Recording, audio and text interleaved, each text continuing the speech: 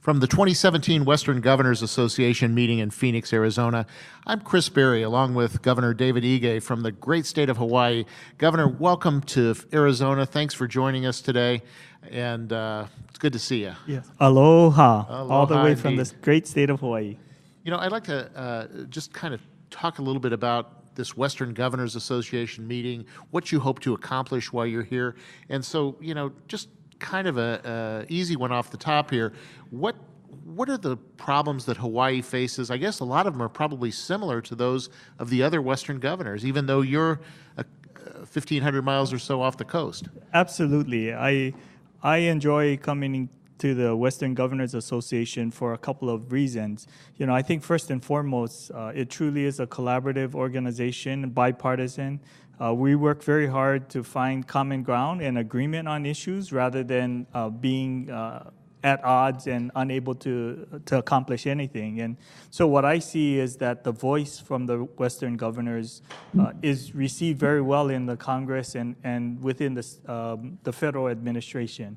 And I think that that's very important because as Western governors, we are truly working to get consensus and agreement on issues rather than be divisive and divide states, pit states against states. And you're the farthest state from Washington, D.C., so I have to think that your issues are also very unique. Yes, it is, but they're similar as well. We just had a meeting with Secretary Perdue and Chief Took of the Forest Service, and fire suppression is a big issue in Hawaii, just as it is across the western states. We've had more drought conditions in the islands recently, and we've had fires that impact is bigger than what the state can respond to, and certainly looking to access federal resources to control some of those wildfires is very important to us. So I'm amazed that even though we're 2,500 miles away from any other state, how there are so many issues that we share in common challenges that it is so much more powerful as Western governors to share our perspective and what's really important to help states. Unlike what happens in a lot of state legislators or even in Washington, you mentioned it earlier, this is a very bipartisan group that we have here. That allows you, I guess, to kind of throw away the party labels and really talk about the issues. What are some of those big issues that are facing the governors here today? Well, I think, as I said before, a couple things that are very big issues across many Western states. Workforce development, you know, as the economy improves, so much of the new jobs require different kinds of skills. The traditional trades are hurting for members, you know, construction trades in Hawaii as across all the western states. And I think more importantly, the new jobs being created are very different. Cybersecurity, there are thousands of vacancies across all states. And certainly we have a big challenge in Hawaii for cybersecurity, pharmacy technicians, we have a huge shortage. So we have a lot of new jobs that are created recently that all the states are struggling with. How do we find the human resource, the human capital to be able to respond to the work shortages all across the states? So obviously the remote aspect of Hawaii also lends itself to probably even more of a challenge to try to get the workers in. Have you also seen issues involving foreign visas and things like that that have also kind of restricted your ability to maybe hire some of the people you need? Yes, certainly. Some of the discussions about immigration and about restricting visas impact us in Hawaii, just like the other rural states. I know talking with Governor Walker in Alaska, he had a huge challenge when they shut down a lot of the work visas. So we do share a lot of similar challenges in the western states, and we find as we meet together and we talk about these challenges, we find in many instances that we can find common ground about how to support each other in seeking a bigger voice in the federal government and the Congress. And more importantly, I think we are establishing the Western governors as an association that truly are problem solvers and seeking to find ways to help everyone with a win, delivering resources to our communities that really help improve the quality of life. Is there anything in particular that you hope to take back to Hawaii from this meeting? You kind of came here with your mind like, yeah, I really want to talk to some of the governors about this. Well, I think a couple things that I know that the governors share. Infrastructure is a huge challenge, and as you know, Secretary Chow for the U.S. Department of Transportation is one of the keynote speakers. Infrastructure, transportation infrastructure, bridges that are getting to the end of their lives and need to be replaced. All the Western governors share those challenges, and definitely interested in speaking with Secretary Chow.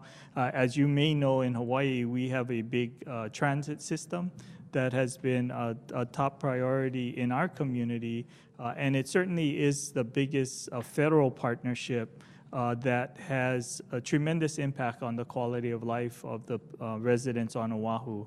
And certainly that's something that I look forward to talking with Secretary Chow about. But as I said, all the Western governors have a challenge with infrastructure. Highways, roadways are in disrepair. It's been a challenge to get the resources that we need. And oftentimes, the cost of these systems far exceeds the individual state's capacity to keep these projects funded, and we definitely need federal support. One of the things about the western states of the United States, the tremendous natural beauty that exists, whether it's the skiing in Utah or the glaciers in Alaska, and certainly the beauty of Hawaii, and the fact that it attracts so many tourists that come there. Earlier this month, it was reported that your administration was in talks with Airbnb about a private tax agreement. Could you tell us a little bit about sort of what the idea is there, and if this is something that might spread to some other states too? Certainly we are interested in making sure that we can efficiently collect all taxes that are currently owed to the state. And the transient accommodations tax is certainly something that short-term vacation rentals should all be paying, including Airbnb. So we have been in conversations with all of our taxpayers trying to figure out if there are better ways, more efficient ways to collect the tax. I did sign an agreement with Amazon, for example, for Amazon to collect taxes on transactions on their platform earlier this year. And certainly we've been talking with Airbnb about what we can do together to be more efficient in collecting the transit accommodations taxes and our general excise tax that are owed on transactions that occur in Airbnb. So, we continue to work with all taxpayers. This technology is changing so quickly. There are so many different kinds of business models and business platforms that our existing tax laws are just not very clear about and about how they should be collected. And so certainly we look forward to working with all taxpayers in the state of Hawaii to see how we can work together to ensure that everyone pays their fair share. Create a level playing field. So you recently had a meeting with President Trump. Yes. Tell us a little bit about that. Was what you talked about, was he receptive to the conversation that you had? Certainly, as you are aware, as presidents transit to meetings in Asia, they oftentimes will stop in Hawaii. And we have a long history of aloha, of greeting the president and ensuring and wishing them well as they head off into Asia. Much success on his trip. So on behalf of the people of Hawaii, just wanted to make sure that the president stay with the First Lady, allowed them some time to experience the people, place, and culture of Hawaii. We shared a lei with the president and the First Lady, and we had a reception hosted by Admiral Harry Harris, who's Commander-in-Chief in the Pacific. And certainly we had a chance to talk with the president, and we talked about the transit system. As I said, it is the biggest federal impact project in the state of Hawaii. Clearly, traffic is number one concern on the island of Oahu, and that transit system and the federal share of that transit system would certainly make a big impact on the quality of life of our citizens. Governor David Ige, one last question. As you wrap up your first term as governor of Hawaii, what do you see as your biggest accomplishment? I do think that it really is about moving the state forward. We've focused on job creation. We anticipate another strong year for our visitor industry. We've had 5 record years of visitor arrivals and visitor spending. Our unemployment rate dropped to 2.2%, the lowest in the country. We have more people working today in Hawaii than there's ever been. And so certainly we look to making investments during the good time to assure that we can keep the economy diversifying, creating new jobs for our young people.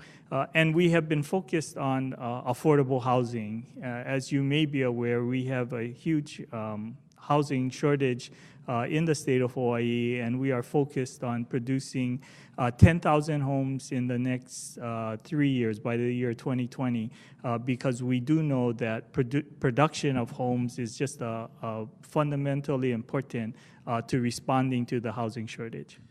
Governor David Ige from Hawaii, thank you so much for joining us today. Aloha, and enjoy your stay in Phoenix. Aloha and mahalo, and thank you very much for giving me this opportunity.